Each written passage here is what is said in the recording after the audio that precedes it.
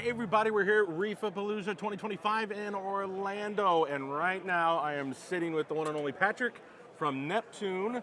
Patrick, how's the show going so far? It's been pretty amazing. There's been a great turnout, and you know what I'm looking for? There's lots of cool corals here. There are some amazing corals this year, and I have only been able to see probably half of them. But you're looking for some corals for that home tank of yours? I am planning. I did bring a cooler with me. Okay. I had to come up with a bit of a strategy because you know I live in Allentown, Pennsylvania. Sure. That's where we make the Neptune products there in Bethlehem, Allentown, Bethlehem, Easton. And so I bought a cooler on Amazon, and I'm planning on just bagging stuff up, shoving them in the cooler, and then taking them home on the checked luggage. Sure. Not going to have them in like a McDonald's cup or something? Well, you know, it depends. Like, you can only take a few home if you're doing that. I know. Yeah. Yeah, it's tough though, because like, you know, you come to this dilemma because like, how much can you realistically carry on? Right. Versus shoving your suitcase. Yeah, because I could very quickly fill some of those little travel containers here. Yeah. It would take me about 5 minutes. So yeah, I'm setting up a couple tanks, and so when I get to that point, probably when we're about ready for, say, the New York show, I'll be ready to. Nice. I'll probably be coming home with a lot more from there, but if there may be a few, I've seen a couple that I might have to be tempted to drag home with me today. Well, I'm a bargain shopper, so I wait until like the last minute of the show before these guys are packing up. You're like, you don't want to take that home. Come on, man. Like, you gotta take it all the way home. You might as well. You don't want to carry that. You might as well just give it to me. Come on, I'm trying to help you out. Right. Really, I'm really doing you a favor. Yeah, help me help you. Right. Exactly. So we'll see how it goes. Yeah. So tell me a little more about your tank at home. Well, I have 3 tanks. One is a mixed reef. It's a Waterbox 230. Okay. And that one is really where I'm focusing on. Yeah. I'm like really, I've got some digitata that are really taking off, and my acros are really looking good right now. Yeah. So it's about 2 years old. I've gone through some ups and downs, right? You know, mistakes were made, but right now we're in a good, happy place. Sure. And so I'm really, I've been showing it off. I've got a few pieces that have, been showing a little bit of stress, but, and again, this is a great place to talk with people about how to deal with that. Right. Like I have a Ganapora, just kind of randomly closed up. Yeah. Now I get to go talk with Julian Sprung. Yeah. And Josh at Worldwide. Yeah. There's not really a better place to be like, hey, has anybody had this problem? Like, yo, like, can you look at my coral? Look, what's going on right it here? Looked like this. Now it's like this. What did I do? Right. So and I've got my parameters, and because I'm an avid user of Neptune Systems. Are you? I didn't know. Yeah, interesting. A little bit. So I've got 3 tanks, 3 apexes. I've got the control system, but I don't have everything on every system, right? Sure. So I have a small 60-gallon tank with it's not small by all means. It's a frag setup where I'm trying to do pipefish. Oh, very cool. Yeah. In that tank, and so it's a soft coral tank, and I want to bridge into seahorses. Okay. So a slow, relaxed tank. Yeah. So that's just got an Apex Junior on it. I've got a Predator tank, and that is got Emperatus angelfish. Nice. I've got pufferfish, a lionfish, and some tangs, and it's a kind of a community. But I haven't tried an NP on that one. Okay. Right. I do not have the Trident ACM. Okay. But I'm less interested in managing the calcium, alkalinity, and magnesium. Alkalinity is important. Sure, but it's not as critical. Right. In that sort of setup. I really want to manage my nutrients. So I'm really primarily interested on am I overfeeding, are my nitrates and phosphates in check?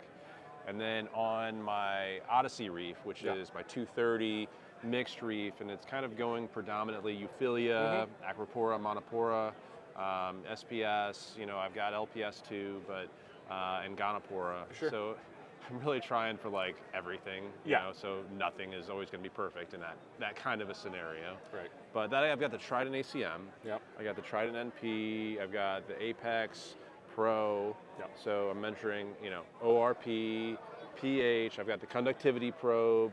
What am I missing? It's like you got like a hookup at Neptune or something. You get an employee discount. That's what it is. Whatever. So.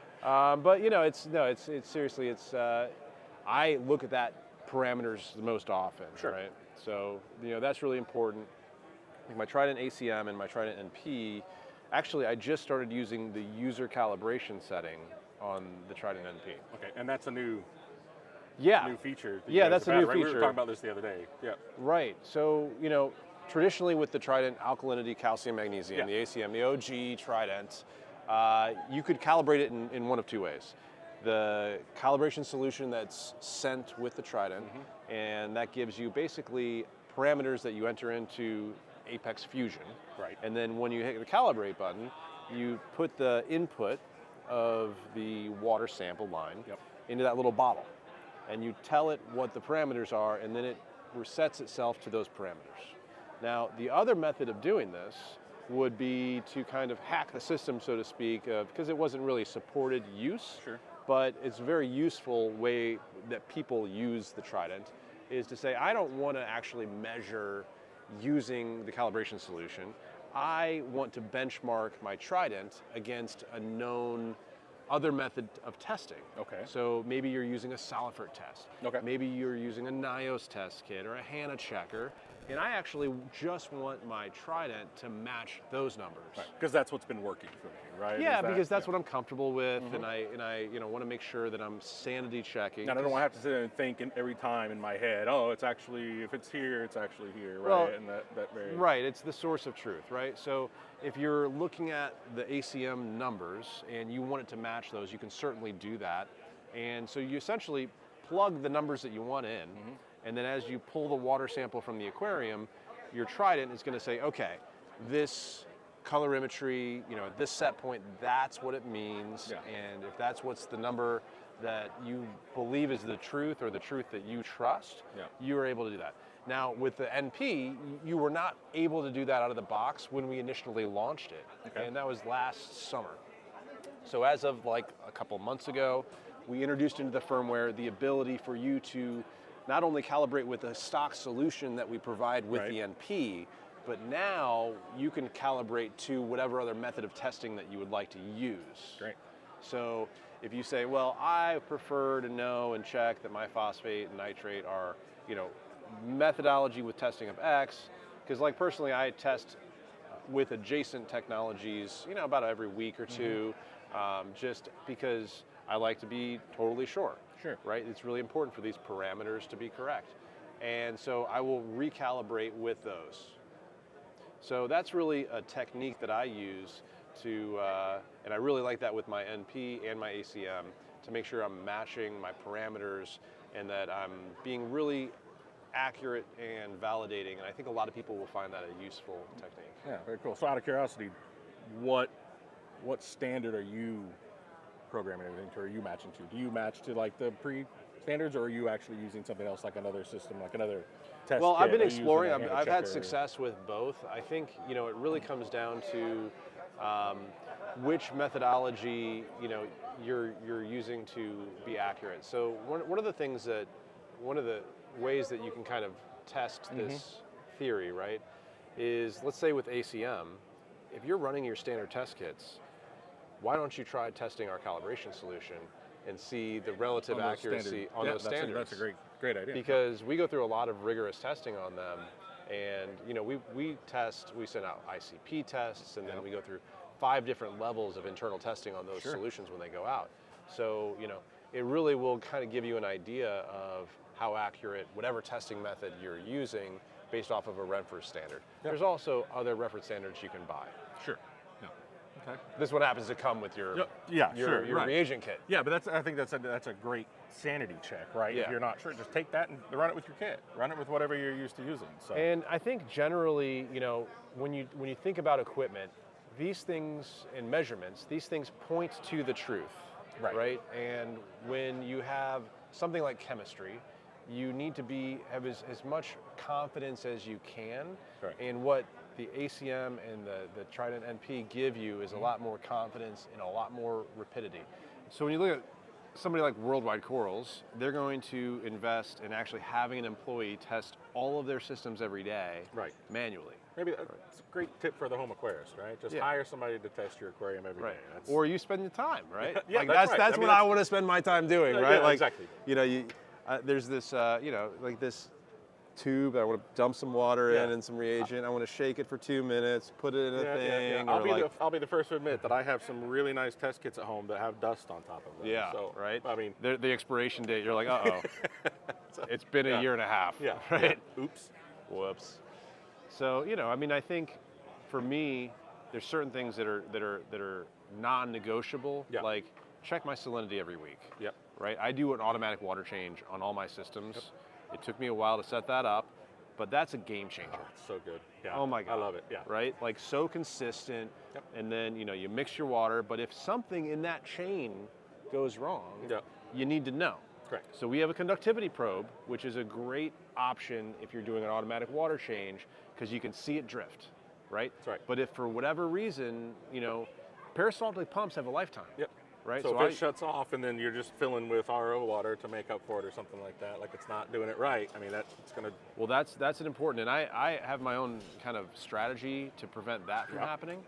But let's say you get to pop a hole with the peristaltic tube, because it's a mechanical waste item. Yep. So, for whatever reason, either you're pushed from your salt bucket to your aquarium, or your pull from the water, or your top off. But like if one of those breaks, your salinity is going to start to drift. Sure. And I know so many amazing aquarists who have set up a system like this and didn't take the time to measure salinity through one method or another, and then they've had their tank crash because salinity went too high or too low. I mean, I'll always I'll admit fully when I screw up on something, but I have a nano tank at home that has like SPS in it, and I had some salinity drift and I didn't notice it, and it got really high and a bunch of my corals started bleaching out. I'm like, what is going on, right? And so I just went through the whole gamut of testing things, and then like salinity was like the last thing I tested, and I was like, you dummy, right? Yeah. And it was a simple thing where it was just like over time it just creeped up, from like 2-part dosing and things like that. So and you can get an ionic imbalance if you're 2-part dosing absolutely, too. Yeah, absolutely. And so okay, so how do you combat that? I mean, water changes. Yep. As an example. Great example. Right. Yep. I like to think about who are the aquarists, because I've been lucky enough to be in this industry for like 2 decades now. Sure. Right? But who are the aquarists that I've seen successful and have been successful over like a long period of time, like who've been keeping reefs for 20 years and having an immense success over that long of a period? Yep. What are they doing? Mm-hmm. Well, what I can tell you is they're doing simple things, and they're being very consistent with those simple things. Like simple water changes. Like that is... And at the end of the day, what I find is like a lot of those guys that have been successful so long, they're doing simple things, but they're not working that hard at it. It's like they figured it out, they've got this routine that they go through, and it works. Right. And not to say that there aren't things that happen. Yeah. Right? Always. There always are. There's always challenges, and how can you use equipment to lessen the likelihood of something bad happening? Yeah. And I think that's the philosophy that I like to promote with Neptune equipment is like, okay, it's a tool, right? Yeah. I actually personally don't think you should be automating everything in your aquarium. Sure. I think you should literally be doing things that will help notify you when something's going wrong before it causes a disaster. Yep. And the number one thing, what is the number one thing that is a problem in people's tanks? What would you guess? The number one problem in people's tanks that causes what piece of equipment or mechanical thing would cause heater all day long? Yeah, right. It's gonna be a heater. The most dangerous thing in your tank. Yeah. Also a necessary thing. Have to have it for so many people, unless you live in a particular climate. Yep. And I'm jealous for you because, good for you. You live, I don't know. Yeah, I live, near Southern Minnesota. California. Southern California. Right. Come on. Right, Minnesota.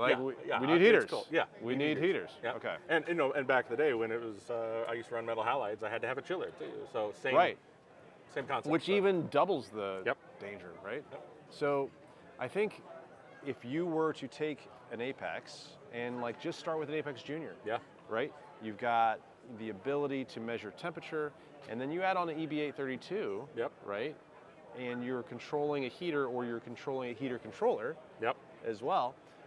You can and monitor double redundancy of the heater controller. I think that's a good idea. That's what I do. Yep. But and you can monitor the temperature of your tank, but you can also monitor the current through your heater. Yep. And if it pulls too much current or too little current, you can identify a problem before it goes out of control. Yep. Right? The other thing that I do, and I only do this on my big tank, but I have a temperature probe in the display and one in the sump, right? Now, the reason being is what happens if your return pump shuts off, right? You're reading the temperature in your sump, as an example, and your heaters are functioning properly, keeping that water right where it's supposed to be. You're not in town. That's right. And then all of a sudden, the temperature in your tank is 60 degrees. Yeah. Well, I mean, you could also look at that, like if you start to see a temperature difference between those 2 points, you could say, oh, maybe my return pump's slowing down for whatever reason. Right. I mean, you can start looking at inferring things. But yeah, it's all about getting those clues, like what's going on, right? Right. And another good way to like determine if your return pump's slowing down, as an example, and by slowing down you mean the velocity of the water going to the aquarium. Correct. Right? Now that could mean a couple things. Yep. But I think most likely there's a blockage in a line, or there's something in the pump. Yeah, your pump maybe it's just really in need of a cleaning even. Now what Fusion allows you to do is through the EB832, we're measuring either amps or watts. Yep. And so you can go through a task and it'll just set it up the code right there for you. Say, hey, I want to monitor this outlet. It will give you the highs and lows of the current draw for that particular unit and suggest a range. And then you can just modify that a little bit with some sliders if you want. But then if your pump becomes dirty or there's a blockage or whatever, it's either going to alert you to overdraw current or underdraw current, and you get a notification. It's fantastic. So that could be an indication on when you need to clean your pump. Yeah, I mean, there's just a ton of ways that Neptune can help you monitor, manage, and just safeguard your reef. And you guys, it seems like you guys always listen to customer feedback and coming up with new things, doing firmware updates, just making sure that your products are staying up to date. Yeah, absolutely. You know, I think where Neptune has kind of gotten, we've really been able to improve the reliability of keeping reefs and make it a little bit easier to have a stable tank. And we're also working on how do we take this thing into the future. The engineering team has been really diving deep on making that user experience even better for the customer, and we're working on some stuff that's, I think, going to be really interesting coming down the pipeline. Very cool. I mean, I'll tell you, for the money, I mean, even just getting an Apex Junior and throwing it on like a small tank, just so I can track temperature and pH, it's worth every penny. Absolutely. So, love it. Well, obviously there's a lot of things Neptune can do for you, so check out the full line, check out everything that they can do for you. Patrick, thanks for joining us. Really appreciate it, man. Good seeing you. We'll see you guys next time. Thanks.